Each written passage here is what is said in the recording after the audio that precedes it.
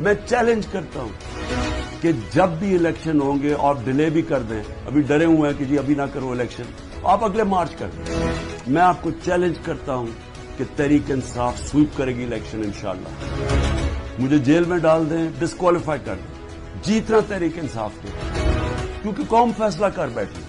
और ये जितने आप हरबे इस्तेमाल कर रहे हैं, आज तहरीक इंसाफ का वोट बैंक और बढ़ता जा रहा है।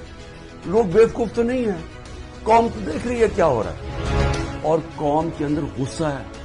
एक माशी तौर पे उनका कत्ल कर दिया है, एक महंगाई उनको ले बैठी है, एक 30 साल से वो शक्लें देख रही हैं जो मुल्क को लूट के पैसा बाहर उनका पड़ा हुआ है, और फिर उनके ऊपर खौफ तारी किया हुआ है, मायूसी फैलाई हुई है कि तहरीक इंसाफ जीत नहीं सकती, इमरान खान के ऊपर कांटा मारा हुआ है। कांटा सिर्फ अवाम किसी के ऊपर मारती है।